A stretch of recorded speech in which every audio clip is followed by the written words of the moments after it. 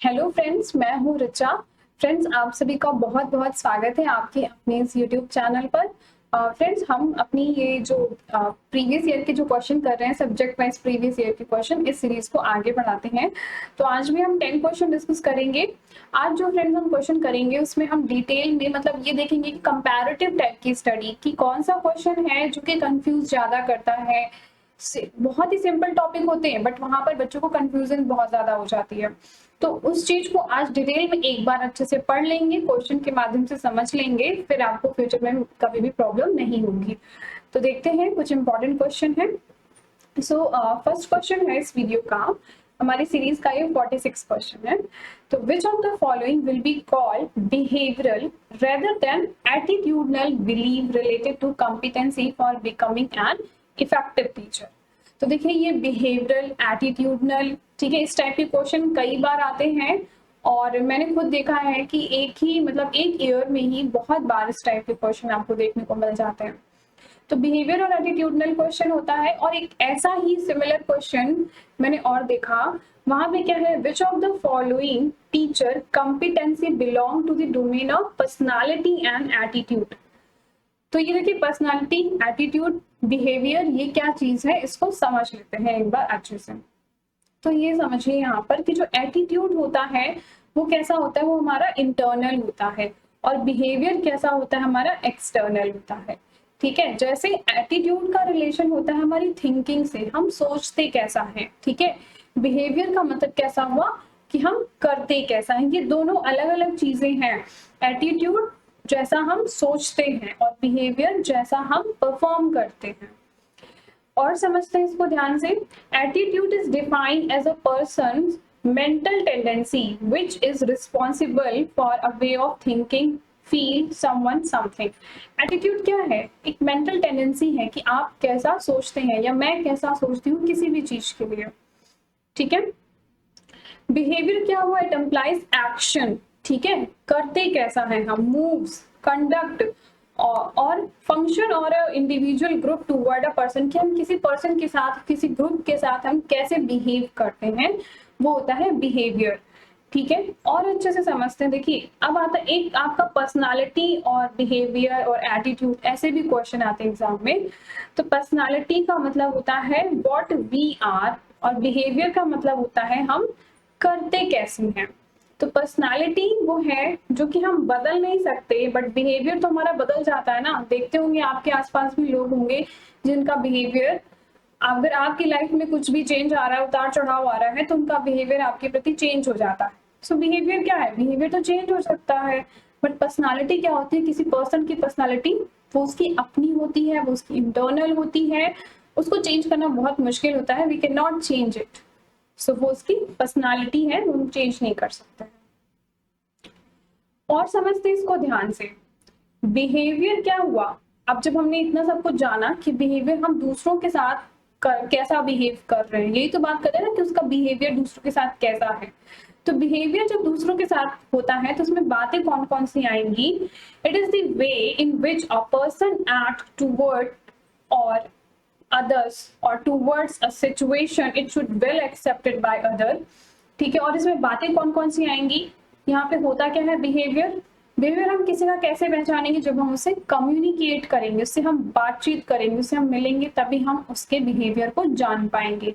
तो कम्युनिकेशन के माध्यम से हम बिहेवियर जान सकते हैं। ठीक है, और उसका बिहेवियर किस चीज से जानेंगे कि वो अपनी ही चीजों को कितना अच्छे से मैनेज करता है, अपने रिलेशंस को कितने अच्छे से मैनेज करता है, कितने अच्छे से मॉनिटर करता है चीजों को, मतलब आइडेंटिफाई करता है, ठीक करता है, करेक्ट करता है। और अगर टीचिंग में बात करें तो टीचर का इंथुजियाज्म भी उसके बिहेवियर की बात आती है कि मतलब भाई मेरा मोटिवेशन कैसा है, मेरा इंथुजियाज्म कैसा है मेरे काम को लेकर के। तो आर द पॉजिटिव बिहेवियर और teacher become an effective teacher, ये जो है, ये सारे जो है वो पॉजिटिव इफेक्ट होते हैं किसी भी टीचर के इफेक्टिव बिहेवियर को लेकर के। ठीक है, अब आते हैं अपने क्वेश्चन पर। तो हमारा जो ये क्वेश्चन था कि which of the following will be called behavioural rather than attitudinal. तो बिहेवियर का मतलब क्या हुआ, हम दूसरों के साथ कैसा, हमारा जो एक्सटर्नल चीज है वो कैसी है। तो देखिए, यहाँ पे फर्स्ट ऑप्शन है आपके पास locus of control. Locus of control तो आपकी अपनी है, इंटरनल है, ठीक है, आप दूसरों को कंट्रोल नहीं कर रहे हैं, आप दूसरों के सामने खुद को कंट्रोल नहीं कर रहे हैं, मतलब कंट्रोल इज आपका अपना होगा। ठीक है, तो ये बिहेवियरल में चीजें नहीं आएंगी, हमको बिहेवियर वाली चीजें इसमें से आइडेंटिफाई करनी है। तो भी आपको बताया मैंने कि कम्युनिकेशन आता है बिहेवियरल में, क्योंकि हम दूसरे के साथ कम्युनिकेट कर रहे हैं। अब देखिए, ए ऑप्शन नहीं होना चाहिए और बी ऑप्शन होना चाहिए, सो या तो बी होगा या तो सी होगा। नेक्स्ट देखते हैं, मैनेजिंग एंड मॉनिटरिंग की बात कर रहा है। तो मैनेजिंग एंड मॉनिटरिंग भी आपका बिहेवियर में आता है कि हम कैसे चीजों को मैनेज कर रहे हैं, अपने रिलेशनशिप को कैसे मैनेज कर रहे हैं, तो ये भी आपके बिहेवियर का हिस्सा होता है। और टीचर का इंथुजियाज्म, ये भी आपके जो है बिहेवियर का हिस्सा होता है। So B C D answer B में है, तो आपका आंसर यहाँ पर तो बी हो जाएगा। नाउ जो नेक्स्ट क्वेश्चन है हमारा, इसमें क्या कहता कि which of the following teacher competency belong to the domain of personality and attitude. अब यहाँ पे कह रहा है, यहाँ पे जो मेन वर्ड है, आपको किस वर्ड पे फोकस करना है, पर्सनालिटी और एटीट्यूड पे फोकस करना है। आप कॉम्पिटेंसी वगैरह पे मत फोकस कीजिएगा। देखिए, क्वेश्चन में जब भी आपके सामने क्वेश्चन आता है तो उसके कीवर्ड्स को समझिए कि एग्जैक्ट वो आपसे जानना क्या चाह रहा है, उसका हर क्वेश्चन का इंटरप्रिटेशन सही होना चाहिए, तभी आप सही आंसर कर पाएंगे, है ना। तो यहाँ पे बात कर रहा है कि पर्सनालिटी की बात कर रहा है, belongs to the domain of personality and attitude, उस पर्सन की पर्सनालिटी और एटीट्यूड। अब आपको बताया था कि पर्सनालिटी या एटीट्यूड क्या होता है, पर्सनालिटी जो कि चेंज नहीं होती है, ठीक है, बिहेवियर तो चेंज हो जाता है, एटीट्यूड कैसा होता है, हमारा अपना इंटरनल होता है, ठीक है। तो अब यहाँ पर बात आती है कि locus of control and self efficacy, managing and monitoring, planning and instruction, personalising and contextualisation. तो आपका इंटरनल होगा, लोकस ऑफ कंट्रोल आपका इंटरनल होगा, ठीक है। अभी ये बात आपको समझाई मैंने कि लोकस ऑफ कंट्रोल आप अपने आप को कंट्रोल कर सकते हैं ना, ये कैसे कंट्रोल करेंगे, आप अपने माइंड के थ्रू, अपने इंटरनल चीजों के थ्रू। तो ये हुआ आपका locus of control and self efficacy, ये आपका होगा यहाँ पर आंसर। तो ये वाला, ठीक है। नाउ नेक्स्ट क्वेश्चन क्या कहता है, identify the teaching strategy which are employed during indirect instructions. अब इसमें से हमें बताना है कि वो सारे मेथड जो कि इनडायरेक्ट वे है टीचिंग के। तो देखिए, इसको समझते हैं एक डिफरेंसेस के थ्रू कि जो डायरेक्ट टीचिंग है और जो इनडायरेक्ट टीचिंग है वो क्या है। जो डायरेक्ट है उसका मतलब क्या हुआ, जब हम कंटेंट लर्नर को प्रोवाइड कर रहे हैं, जैसे कि अभी अगर जब मैं थ्योरी वाली क्लास आपके सामने लेके आती हूँ, वो क्या हो गया, डायरेक्ट टीचिंग हो गई। इनडायरेक्ट टीचिंग, अगर मैंने आपसे कुछ क्वेश्चंस पूछा, ठीक है, कोई सिंबल दिया कि ये सिंबल किस चीज से रिलेट करता है, कुछ आपको रिकॉल करवाने की कोशिश कर रही हूँ विद एग्जाम्पल के through, with some different type के क्वेश्चन के थ्रू, तो वो हो गया एक इनडायरेक्ट वे। तो डायरेक्ट टीचिंग में होता क्या है, the teacher tends to be the centre of instructions, dictating its space with a high degree of teacher talk. जो डायरेक्ट वे होता है, जो डायरेक्ट मेथड होगा टीचिंग का, वो क्या होगा, टीचर जो है वो सेंटर होगा, उसको जो बोलना है, जो पढ़ाना है, वो अपनी चीजें पढ़ाएगा, जैसे कि ज्यादातर लेक्चर मोड हो रहा है। बट इनडायरेक्ट में क्या हो रहा है कि अगर हम कुछ स्टूडेंट के आइडियाज को ले रहे हैं, या स्टूडेंट को हमने दे दिया कि ये लो प्रॉब्लम है, अब इसको सॉल्व करो, तो वो क्या हो गया कि वो इनडायरेक्ट वे हो गया ना। डायरेक्ट का मतलब क्या हुआ, सीधे सीधे चलना। इनडायरेक्ट वे समझ लीजिए, indirect is somehow related to inductive way, इस तरह से बात होती है। तो आप चाहे तो उसको अपने वर्ड में लिख लीजिए। इनडायरेक्ट वे में क्या होगा, the teacher create instructional sequence where by the student work more independently. यहाँ पे स्टूडेंट थोड़ा इंडिपेंडेंट काम करता है। डायरेक्ट वे में टीचर पे ही पूरा का पूरा डिपेंड होता है student, as individual in praise or a group to construct the knowledge rather than hear about it। यहाँ पे जो स्टूडेंट होता है वो नॉलेज को कंस्ट्रक्ट करता है। सो हम ये कह सकते हैं ना कि ये क्या हो गया, एक इंडक्टिव वे हो गया, ठीक है। और ये कैसा हो गया, ये एक तरीका हो गया डिडक्टिव वे टीचिंग और लर्निंग का। अब आते हैं अपने क्वेश्चन पे, हमें क्या आइडेंटिफाई करना है, इनडायरेक्ट मतलब इंडक्टिव वे वाला स्टडी। तो emphasize the direct and indirect example, okay। Next देखते हैं presenting the stimulus and material. अब प्रेजेंटिंग द स्टिमुलस और मटेरियल का मतलब तो क्या हो गया कि ये तो डायरेक्ट तरीका हो गया ना कि पूरा पूरा कॉन्सेप्ट समझा रहे हैं। सो ये सेकंड वाला नहीं होगा, सेकंड वाला नहीं होगा, तो ए और बी नहीं हो सकता। नेक्स्ट है inquiry based question answer session. Inquiry ये मस्ट है, बच्चे के अंदर इंक्वायरी होनी चाहिए, वो खुद परफॉर्म करेगा क्योंकि वो नॉलेज को कंस्ट्रक्ट कर रहा है। सो 3 यहाँ पे भी है और यहाँ पे भी है। Presenting, asking and providing the feedback. ठीक है, टीचर यहाँ पर फीडबैक वगैरह तो प्रोवाइड करता है, बट आगे देखते हैं promoting problem solving approach. That must be कि प्रॉब्लम सॉल्विंग अप्रोच जरूर होनी चाहिए कि बच्चे को प्रॉब्लम दी जाए, वो उस पर वर्क करे, तभी वो अपने आप मतलब अपनी नॉलेज को कंस्ट्रक्ट कर पाएगा। सो फिफ्थ यहाँ पे भी है, यहाँ पे भी है। अब आती है बात कि 1 लें या फिर 4 लें, तो फर्स्ट ऑप्शन को फिर से पढ़ते हैं, emphasising direct and indirect examples. हाँ, तो एग्जाम्पल्स ये चीजें इंपॉर्टेंट होंगी। एम्फसाइज कर रहा है ना यहाँ पर जो टीचर है, वो एम्फसाइज कर रहा है कि डायरेक्ट और इनडायरेक्ट जो भी एग्जाम्पल है, एग्जाम्पल के थ्रू बहुत अच्छी लर्निंग होती है। तो ये वाले पॉइंट को हम ज्यादा कंसीडर करेंगे, और ये हो जाएगा फर्स्ट, थर्ड एंड फिफ्थ। देखिए फोर्थ में क्या है कि presenting, asking and providing the feedback. इसका मतलब क्या आता है कि बच्चे को फीडबैक क्या मतलब, एक्चुअली जब बच्चा परफॉर्म करता है तो उसको मार्क्स वगैरह प्रोवाइड किए जाते हैं, फीडबैक भी कह सकते हैं। बट ये जो लाइन है आपकी, फोर्थ वाला जो ऑप्शन है, ये डायरेक्ट में भी हो सकता है, इनडायरेक्ट में भी हो सकता है। आपको वो ऑप्शन चूज करने हैं जो ज्यादा अप्रोप्रिएट है। तो एग्जाम्पल के थ्रू स्टडी होना, ये आपका इनडायरेक्ट वे होता है टीचिंग और लर्निंग का। सो आंसर डी होगा। नेक्स्ट क्या कहता है, in which level of teaching the teacher's role is more active rather than being interactive. Interactive होने की बजाय एक्टिव, मतलब टीचर का रोल ज्यादा एक्टिव कहाँ पर होगा।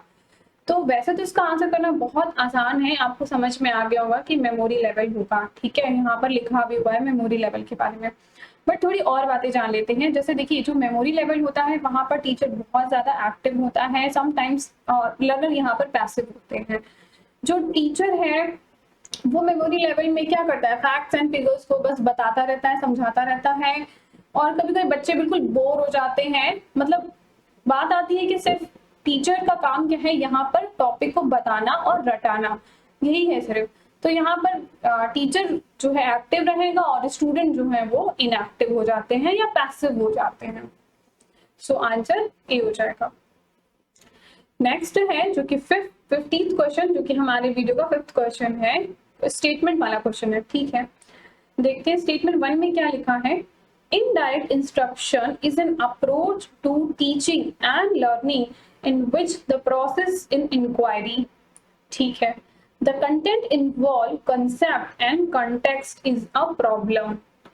कह रहा है कि जो इनडायरेक्ट अप्रोच है, जो इनडायरेक्ट इंस्ट्रक्शन दिया जाता है टीचिंग और लर्निंग में, ये क्या है, एक इंक्वायरी बेस्ड प्रोसेस है। तो यहाँ तक तो बात आपको एकदम समझ में आ गई होगी कि जैसे अभी हमने पढ़ा कि जो इनडायरेक्ट मेथड में क्या होता है, एक इंडक्टिव तरीका है जहाँ पे बच्चा इंक्वायरी कर करके सीखता है। ठीक है, बिल्कुल सही बात कह रहा है। फिर कह रहे थे कंटेंट इन्वॉल्व, यहाँ पर कंसेप्ट और कॉन्टेक्स्ट की एक प्रॉब्लम, जो किसी प्रॉब्लम बेस्ड लर्निंग होती है। तो हाँ, ये भी बात बिल्कुल सही कह रहा है कि हम किसी ना किसी प्रॉब्लम पे स्टडी कर रहे होते हैं। ठीक है, जैसे कि अगर आप रिसर्च करने जाते हैं तो वहां पे क्या होता है, कुछ प्रॉब्लम होती है, उसकी आप स्टडी कर रहे होते हैं। तो ये स्टेटमेंट सही है, वो आपकी एक इनडायरेक्ट वे की स्टडी होती है। नाउ स्टेटमेंट 2 में क्या कहता है, in NRT test data tell us about student level of proficiency in the mastery of some skill and set of skill. तो एनआरटी देखिए, आपका टेस्ट होता है, बहुत तरह के टेस्ट होते हैं, जो मैंने आपको जो टीचिंग एप्टीट्यूड की थ्योरी वाली क्लास है वहां पे सारे तरह के टेस्ट करा रखे हैं। ठीक है, तो यहाँ पे कहता है एनआरटी जो नॉर्म रेफरेंस टेस्ट है, वहां पे होता क्या है, उसका जो डेटा होता है वो बताता है कि स्टूडेंट जो है वो कितना प्रोफिशिएंस है। प्रोफिशिएंस मतलब कि कितना एक्सपर्ट है अपने एरिया में। तो ये बात ये कहना चाह रहा है, जो भी स्किल वगैरह होती है। तो देखिए, आपको सीआरटी वगैरह ये सब कुछ तो मैंने आपको कराया था। ठीक है, अब यहाँ पे बात कर रहे हैं एनआरटी। एनआरटी मतलब नॉर्म रेफरेंस टेस्टिंग। तो norm reference evaluation, norm reference evaluation क्या होता है? Here taking the reference from their own group and evaluate their performance. यहाँ पर होता क्या है कि जैसे ग्रुप है तो उस ग्रुप में से ही किसी एक को ले लेंगे और उस ग्रुप के एक मेंबर को ले लेंगे और उसी से ही एक स्टैंडर्ड डिसाइड कर देंगे कि इतना होना चाहिए, ठीक है। अब मिनिमम उतना जो भी उस स्टैंडर्ड को मीट आउट करेगा वो क्वालिफाइड, उसके ऊपर जो चला जाए वो भी क्वालिफाइड, बस उसके नीचे वाले जो हैं वो नॉन क्वालिफाइड। तो नॉर्म रेफरेंस टेस्टिंग में होता यही है कि ग्रुप से एक पर्सन को ले लिया गया और उसके बेसिस पे जो है इवैल्यूएशन करते हैं।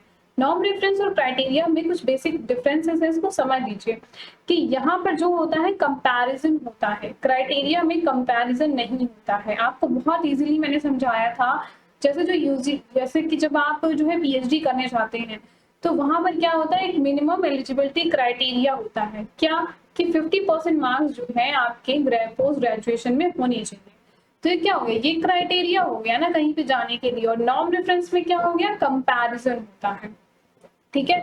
यानी कि अब आगे और इसको समझेंगे तो आप देखेंगे कि जो प्रोफिशिएंसी वाली बात आती है वो आपकी क्राइटेरिया में आती है कि आप उस एरिया में आप दक्ष हैं कि नहीं है, ये क्राइटेरिया को आप मीट आउट करते हैं कि नहीं करती हैं। जैसे कि टॉफल का एग्जाम क्लियर करना या इंग्लिश स्पीकिंग में कोई प्रोफिशिएंट है कि नहीं। मेरा क्राइटेरिया है कि जो भी जो शॉर्ट हैंड टाइपिंग वाले होते हैं वो 1 मिनट में 100 वर्ड जो है वो टाइप कर ले, ये क्राइटेरिया को जो मीट आउट करेगा। तो मतलब क्या होगा कि वो उस एरिया के एक्सपर्टीज आ गए, तो वो हो गया क्राइटेरिया, ठीक है। और नॉर्म रेफरेंस में क्या होता है कि उस स्टैंडर्ड में से जो ग्रुप ऑफ पीपल है उन्हीं में से ही कोई स्टैंडर्ड बना दो, फिर उससे कंपैरिजन कर लो, वो हो गया नॉर्म रेफरेंस, ठीक है। और जो प्रोफिशिएंसी टेस्ट है उसमें होता क्या है, प्रोफिशिएंसी में होता है कि पार्टिसिपेंट्स की परफॉर्मेंस को इवैल्यूएट किया जाता है, जैसे कि कोई स्पेसिफिक एरिया में, जैसे हो सकता है कि किसी की राइटिंग स्किल बहुत अच्छी है तो वो प्रोफिशिएंस हो गया,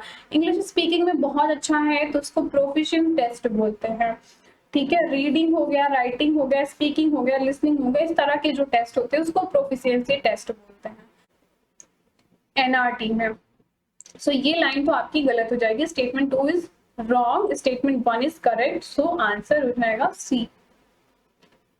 Now 6th question क्या कहता है, the modality of teaching has to be differentiated from training। कहता है कि जो टीचिंग है वो ट्रेनिंग से अलग है और इंस्ट्रक्शन से भी अलग है in terms of which of the following outcome, but उसको बताया कैसे जाए। जो टीचिंग है वो ट्रेनिंग और इंस्ट्रक्शन से अलग है, लेकिन इन ऑप्शन में बताइए कि कौन सा वो ऑप्शन है जिसपे कि हम बता सकें कि टीचिंग अलग है ट्रेनिंग से, ठीक है। ये टॉपिक भी वेरी वेरी इंपॉर्टेंट है, कई बार आ चुका है। सो आप फिर से समझ लीजिए कि ट्रेनिंग क्या होती है। जब भी वर्ड ट्रेनिंग सामने है आपको क्या ध्यान में रखना है, ट्रेनिंग दी जाती है, कार चलाना अगर सीखना है तो वो क्या है, एक ट्रेनिंग है, वो क्या है कि स्किल है, ठीक है। ट्रेनिंग के माध्यम से सीख सकते हैं, it is a process of development specific skill, ठीक है। जैसे training helps the mastery of the skill, repetition strength the skill, जितना हम रिपीट करेंगे उस काम को आपकी स्किल और स्ट्रेंथन होती जाएगी। इंस्ट्रक्शन में क्या होता है, इंस्ट्रक्शन में होता है कि किसी जो इंस्ट्रक्शन होता है वो, जैसे आप कोई काम कर रहे हैं तो उसका कुछ प्रॉपर इंस्ट्रक्शन होगा। जैसे कि अगर आप एग्जाम का फॉर्म भरें तो कहते नहीं कि फॉर्म भरने से पहले इंस्ट्रक्शंस पढ़ लीजिए। जैसे फॉर्म भरते समय अगर आपको इमेज लगानी है, अपना साइन लगाना है, तो उसके इंस्ट्रक्शन को फॉलो करना पड़ता है ना कि भाई इतने बाई इतने साइज की इमेज होनी चाहिए, इतने बाई इतने साइज का, इतने केबी का, जेपीईजी फॉर्मेट, कौन सा फॉर्मेट, ये क्या है, ये सब इंस्ट्रक्शन है। तो इंस्ट्रक्शन तो मतलब जरूरी नहीं कि एक टीचर ही दे, इंस्ट्रक्शन तो कहीं से भी मिल सकता है। तो instruction is always a formal, एक फॉर्मल तरीका होता है। Instruction is a part of teaching हो सकता है, it is a given by a teacher and received by a student formally, ठीक है। Instruction means the important knowledge specific subject होता है, ठीक है। किसी स्पेसिफिक सब्जेक्ट मतलब किसी स्पेसिफिक टॉपिक के बारे में इंस्ट्रक्शन दिया जाएगा। जैसे कि जब आप के सामने क्वेश्चन पेपर आता है तो उसमें instruction, read the instruction carefully लिखा होता है कि अगर 7 क्वेश्चन है तो 7 में से आपको 5 क्वेश्चन ही करने हैं, ये इंस्ट्रक्शन है। या कोई आंसर है तो आपको 250 वर्ड्स में आंसर देने हैं, 500 वर्ड्स में आंसर देने हैं, तो ये सब क्या है, ये इंस्ट्रक्शन है। ट्रेनिंग क्या है, एक स्किल को डेवलप करना है, ठीक है। और टीचिंग क्या होता है, जब आपकी थिंकिंग एबिलिटी को डेवलप करना हो उसको टीचिंग कहते हैं। सो अब यहाँ पर पढ़ते हैं option, discipline and pattern behaviour. Pattern behaviour में चेंज कब आएगा, बिहेवियर में चेंज तब आता है जब हम एक ही चीज को बार बार करते जाते हैं तो हमारे बिहेवियर में चेंज आता है, ठीक है। ये क्या हो गया तब, ये जब बिहेवियर में बदलाव आए, मतलब ये आपका हो सकता है training. Critical and creative thinking, देखिए यहाँ पर थिंकिंग की बात हो रही है, थिंकिंग रिलेटेड होता है टीचिंग से। सो आंसर यहाँ पे तो बी हो जाएगा, ठीक है। So answer B. Now next question क्या है, जो कि 52 है और हमारा सेट 7th क्वेश्चन है। गिवन है कि which of the given we holistic या विजुअलाइज द लर्निंग स्टाइल, यानी कि हॉलिस्टिक लर्निंग स्टाइल क्या होगी ये हमें बताना है। हॉलिस्टिक लर्निंग, हॉलिस्टिक का मतलब होता है संपूर्ण, टोटल, यही होता है, मतलब हॉलिस्टिक जहाँ पे सारी चीजें इंक्लूड हो जाएं, ठीक है। तो हमें यहाँ पर वो ऑप्शन पिक करने हैं जहाँ पे मैक्सिमम पॉसिबिलिटी है कि टीचिंग के मतलब कोर एरिया को आइडेंटिफाई कर लेना है। तो कोर एरिया को बताना है टीचिंग के। अच्छा अब आप बताइए, जब आप भी किसी से भी पढ़ना चाहेंगे, किसी भी फैकल्टी से, चाहे आपका स्कूल कॉलेज या कहीं पे भी आप पढ़ रहे हो, तो आप किससे पढ़ना चाहेंगे, जो जो चीजें अच्छे से समझा सके, जो आपकी बात जो भी आप समझना चाहते हैं वो आपको समझा पाए, ठीक है। कोई अगर रटा रहा होगा, सिर्फ मतलब फैक्ट्स एंड फिगर्स पे ध्यान दे रहा है, तो वहां पे क्या होगा, क्या वो मेन पॉइंट है, फोकल ऑफ कंट्रोल है टीचिंग का, नहीं, वो मेन पॉइंट नहीं है। तो फर्स्ट ऑप्शन लिखा है focusing on facts and principle, ये हॉलिस्टिक नहीं है, ये मेन चीज नहीं है। टीचिंग में क्या है, relating the concept to personal experience, बिल्कुल आपको मतलब जो टीचर है वो इस तरह से पढ़ाए कि ऐसा लगे कि इस चीज का एक्सपीरियंस कर लिया, इस टॉपिक को एकदम अच्छे से समझ लिया, एक मोमेंट में ऐसा लगे कि वो टॉपिक को आपने जी लिया। इसको कहते हैं कि प्रॉपर टीचिंग होना है, जब बच्चे को हर एक चीज विजुअलाइज हो जाए। तो relating the concept with personal experience, formal interaction with a teacher related to task and hand. तो देखिए यहाँ पर फॉर्मली इंटरैक्ट हो रहे हैं, ठीक है। नेक्स्ट ऑप्शन पढ़ते हैं, preferring to compete rather than cooperate। Teaching में कभी भी ये बात नहीं आएगी, मतलब जब भी टीचर से अगर आप सीखेंगे तो वहां पे हमेशा कोऑपरेशन की बात आएगी, कंपिटेंसी की बात नहीं आएगी। तो preferring to cooperate rather than compete, तो 5th होगा और 2nd होगा। 2nd और 5th हम लोग ढूंढ लेते हैं कहाँ पर है, 2nd और 5th, ये रहा 2nd और 5th, यहाँ पे भी है, ठीक है। अब देखते हैं कि जो 6th वाला है, perceiving the global aspects of the concept and material. Yes, ये जरूर होगा, क्योंकि जब भी बच्चे को सिखाएं तो ऐसा सिखाएं कि वो स्कूल कॉलेज के बाहर भी अपनी नॉलेज को यूज कर सके। सो 2nd, 5th and 6th answer हो जाएगा सी आपका। नेक्स्ट क्वेश्चन जो कि 53 है, ठीक है, ये क्या कहता है, Which of the following potential factor affecting teaching are related to instructional facility and learning environment? कह रहा है कि इनमें से कौन सी चीज जो है पोटेंशियल फैक्टर में से, मतलब कौन सा ऐसा इंपॉर्टेंट फैक्टर है जो कि अफेक्ट करता है टीचिंग को, related to instructional facility. Instructional facility का मतलब क्या हुआ, जब हम क्लास में लेक्चर ले रहे हो या हम यहाँ पे पढ़ा रहे हो तो इंस्ट्रक्शन देते हैं ना, तो उसमें से कौन कौन सी चीजें हैं जो कि इंस्ट्रक्शंस को और इम्प्रूव कर सकती है या लर्निंग एनवायरनमेंट को इम्प्रूव कर सकती है। तो देखते हैं, the factor affecting the teaching are related to instructional facility, वो कौन कौन से फैक्टर हैं। तो फर्स्ट है यहाँ पर मेथड ऑफ लर्निंग, कि बच्चा सीखता कैसे है, तो यानी कि proactive moves of interactive process कैसा होना चाहिए, इंटरैक्टिव होगा। देखिए सेशन आपका जितना ज्यादा इंटरैक्टिव होगा उतना ज्यादा ही आप अच्छे से पढ़ पाएंगे ना। जैसे कोई बोल रहा है सिर्फ और बच्चा रिस्पॉन्स ही नहीं कर सकता, तो वहां पर क्या होगा, बच्चा ठीक है, मतलब ये टीचर तो बोल रहा है, इसको कोई फर्क ही नहीं पड़ रहा, पता नहीं समझ आ रहा है बच्चों को, नहीं आ रहा है, ध्यान ही नहीं दे रहा है। तो इंटरैक्टिव होना चाहिए सेशन।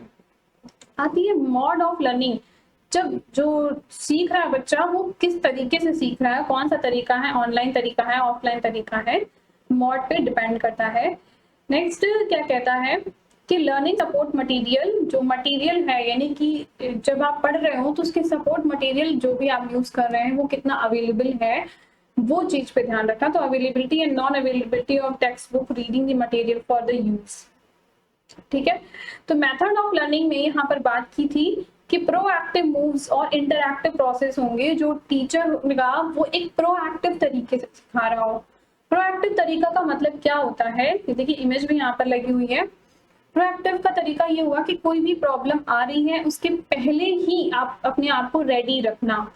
ठीक है, यानी कि अगर मैं कोई टॉपिक आपको समझा रही हूँ तो पहले ही आपके दिमाग में एक स्ट्रक्चर बना दिया, एक चीज इस तरह से, मतलब उस डायरेक्शन में जो आगे मुझे समझाना है उस चीज का थोड़ा सा पहले एक इंफॉर्मेशन दे दिया। वो क्या हो गया, प्रोएक्टिव तरीका हो गया। ठीक है, रिएक्टिव तरीका क्या होता है, जब कोई प्रॉब्लम आई तब समझाना, वो हुआ रिएक्टिव तरीका। और इसमें कौन कौन से फैक्टर्स हैं, एक होता है feedback of the system. System का जो फीडबैक है, information given to the learner और the teacher about the learner performance related to the learning goals और आउटकम। जो गोल है उसके हिसाब से बताना कि बच्चा कहाँ पर अभी पहुंचा। और नेक्स्ट है इंस्ट्रक्शनल फैसिलिटी। इंस्ट्रक्शनल फैसिलिटी का मतलब availability of important instrument facility also available, जैसे स्मार्ट क्लासेस वगैरह हैं कि नहीं है, ये चीजें।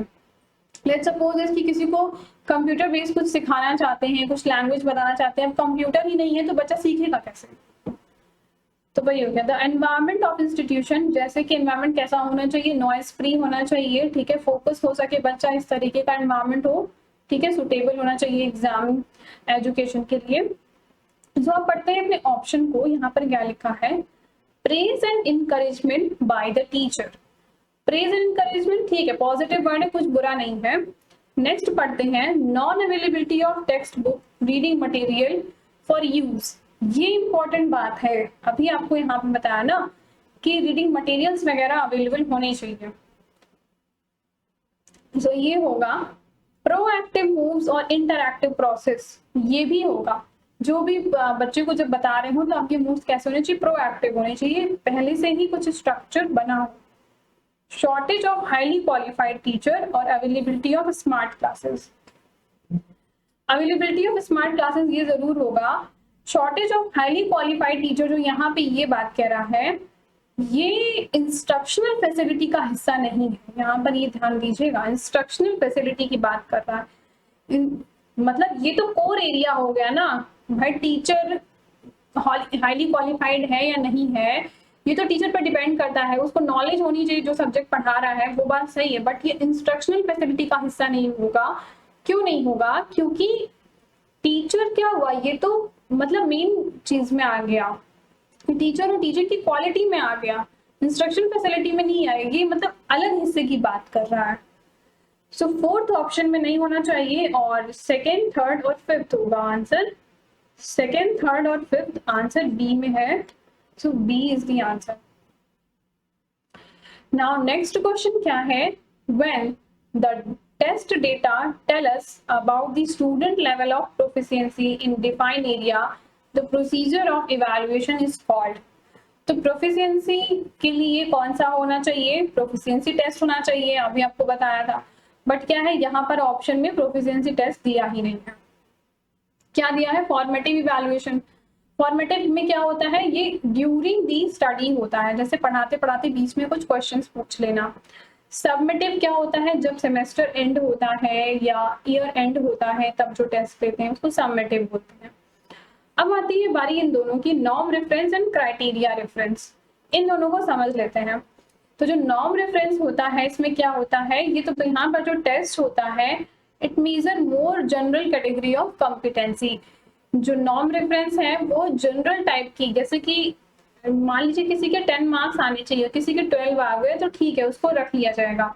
बट यहाँ पर बहुत ज्यादा स्पेसिफिक डोमेन पे बात होती है, जैसे अभी आपको बताया था ना कि जो प्रोफिशिएंसी होती है वहां पर स्पेसिफिक डोमेन की बात होती है कि कोई इंग्लिश में प्रोफिशिएंस है, कोई राइटिंग में प्रोफिशिएंस है, मतलब किसी भी चीज में बिल्कुल दक्ष है एक तरीके से कह सकते हैं। तो it focus on specific domain. तो जहां पर स्पेसिफिक डोमेन होगा वहां पर हम बात कर पाएंगे प्रोफिशिएंसी की। ठीक है, तो हमारा किस में था, क्राइटेरिया रेफरेंस में था। सो आंसर क्या हो जाएगा, क्राइटेरिया रेफरेंस टेस्टिंग। ठीक है, आंसर डी हो जाएगा। नेक्स्ट है, which of the following is indicative of innovations in the evaluation system at present. कह रहा है कि हाल ही के दिनों में किस चीज में बहुत ज्यादा इनोवेशन आए हैं, इवैल्यूएशन मतलब इवैल्यूएशन सिस्टम में कौन सी चीज में इनोवेशन आए हैं। तो क्या सेमेस्टराइजेशन हुआ है हाल ही में, प्रोजेक्ट बेस्ड इवैल्यूएशन होने लगा है, चॉइस बेस्ड क्रेडिट सिस्टम आया है, या ऑब्जेक्टिव बेस्ड इवैल्यूएशन हुआ है। तो यहाँ पर जो आपका इनोवेशन आया है वो अभी चॉइस बेस्ड क्रेडिट सिस्टम आया है। ये सबसे पहले दिल्ली यूनिवर्सिटी में अप्लाई किया गया था, फिर धीरे धीरे और यूनिवर्सिटी कॉलेजेस में अभी अप्लाई किया जा रहा है। ये सब जगह अवेलेबल इतना नहीं है, बट हाँ ये अब आने वाले टाइम में ये फुल्ली इम्प्लीमेंट हो जाएगा। तो चॉइस बेस्ड क्रेडिट सिस्टम, ये अगर आपको कंप्लीट में डिटेल में पढ़ना है तो मैंने टीचिंग एप्टीट्यूड वाली जो प्लेलिस्ट है आप वहां पर जाइए, उसको आप पूरा एक बार देख लीजिए, क्योंकि उसमें क्या है कि हर एक कॉन्सेप्ट को मैंने डिटेल में करवाया हुआ है, पढ़ाया हुआ है विद प्रीवियस ईयर क्वेश्चन। तो आप उसको देखिए, बहुत ज्यादा आपके लिए फ्रूटफुल होगा। तो इसका आंसर सी हो जाएगा। सो फ्रेंड्स, इस वीडियो में इतना ही। आई होप कि आपको ये क्वेश्चन सभी समझ में आए होंगे। और फ्रेंड्स, जैसा भी लगे आप कमेंट सेक्शन में जरूर लिख के बताना। और उन सभी लोगों को बहुत बहुत धन्यवाद जिन्होंने इतने अच्छे अच्छे कमेंट मुझे लिखकर भेजे। मुझे बहुत अच्छा लगता है आज जब आपके कमेंट आते हैं, क्योंकि कमेंट जो होता है वो एक तरीका है जहाँ पर हम आपकी बात को समझ सकते हैं कि हाँ आपको कैसा लग रहा है वीडियो, और मैं और कोशिश करती हूँ कि फिर मैं अपनी वीडियो को और बेहतर बनाऊं, आपके तक अच्छी से अच्छी मतलब बेस्ट नॉलेज मैं दे सकूं। So thank you. और जितना भी हो सके आप जैसा भी लगे आपको वो कमेंट सेक्शन में जरूर लिख के बताइएगा। And thank you for watching the video.